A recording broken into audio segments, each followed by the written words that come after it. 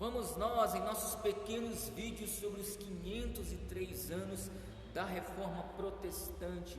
E nesse vídeo 8 nós vamos continuar a falar sobre esse grande reformador alemão chamado Martinho Lutero, e dessa vez como ele se tornou um monge católico.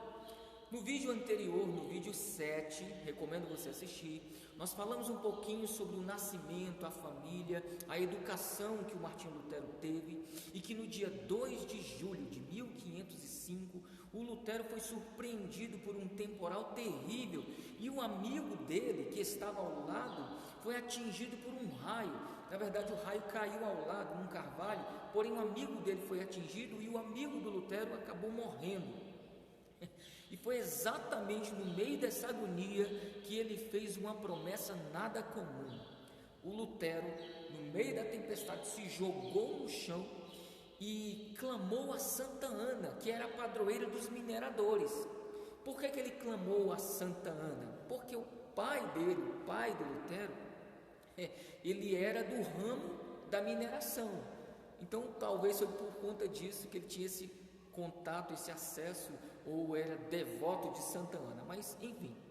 Então o Lutero clamou dizendo, abre aspas, Santa Ana, salve-me, se me salvares, me tornarei monge, fecha aspas. Então foi com esse clamor que o Lutero escapou do temporal, mas ele não escapou dessa promessa, e ele cumpriu 2 semanas depois, no dia 17 de julho de 1505, Martinho Lutero, aos 22 anos, obcecado pela culpa, ele entra no mosteiro agostiniano Mendicantes, em Erfurt, para o desgosto do pai dele, que o sonho do pai dele era que Lutero fosse um advogado. Então, naquela época, as pessoas do mundo medieval tinham muito medo da morte e do julgamento de Deus. Então, logo, o Lutero também era atormentado por esses medos, e ele vivia em constante tormento. E por vezes, o Lutero fazia sacrifícios da sua carne para obter, quem sabe, o perdão divino. Talvez tenha sido por isso que ele fez essa promessa, e ele tratou logo de cumprir justamente em um mosteiro de ordem religiosa tão rigorosa quanto ao que ele se inscreveu. Então, certa vez ele disse, segui as regras com tanta rigidez que, se fosse possível a um monge ir para o céu apenas por seu comprometimento, esse monge teria sido eu. Se tivesse continuado, eu teria morrido de tantas vigílias, tantas orações, leituras e outros trabalhos. Então, o Lutero, ele sacrificou muito o seu corpo, ao ponto de várias vezes ele jejuar por 3 dias seguidos, dormia sem cobertor no inverno congelante. Então tudo isso era para matar a carne dele, e por medo constante do julgamento de Deus, e ele tinha uma noção muito grande da sua pecaminosidade. Porém, ele tinha um medo muito grande da ira e da justiça de Deus em punir esses pecados. Então, naquela época de insegurança e medo, a igreja já havia criado uma série de medidas religiosas dentro e fora da igreja, para que o homem medieval fizesse ao máximo todo tipo de obras a fim de receber ou merecer a recompensa de Deus, que seria, no caso, a salvação e a libertação do inferno. E isso, ele, se conseguisse cumprir à risca essas obras em rumo à cidade celestial, né? Então, qual é o problema disso? O problema é que esse tipo de preocupação em fazer boas obras para alcançar ou merecer o favor de Deus trazia ainda mais insegurança e medo às pessoas. Pois, como é que as pessoas poderiam saber se estavam fazendo o melhor para Deus? Como eles poderiam saber se Deus se agradava daquelas obras? Será que aquela obra era uma boa obra, e tão boa assim ao ponto de agradar a Deus, ou tinha que fazer algo melhor ainda? Então as pessoas ficavam ainda com mais medo. Então logo, medos constantes atormentavam ainda mais o povo.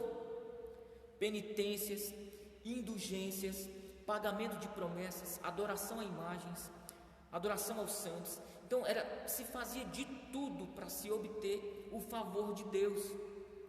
Olha só, Muitos ricos naquela época tinham uma coleção de relíquias que eles imaginavam ser de santos e de homens piedosos. Alguns tinham em casa guardado leite que pensava ser de Maria, mãe de Jesus, pedaço de pau que eles imaginavam ser da cruz de Cristo, pedaço que eles imaginavam ser do berço de Jesus, gravetos que eram vendidos que eles pensavam ser da sarça ardente, espinhos que eles imaginavam ser da coroa de Jesus. Enfim, era uma loucura. E tudo isso era uma forma de tentar reduzir ao máximo a sentença ao purgatório. Isso era o que se pensava naquela época. E aí você já imagina, né, que naquela época muita gente se aproveitou disso para vender e ganhar muito dinheiro através dessas mentiras. Algo diferente do que nós vemos hoje em certas igrejas por aí, vendendo lenço ungido, água do Jordão ungida, arca da aliança ungida.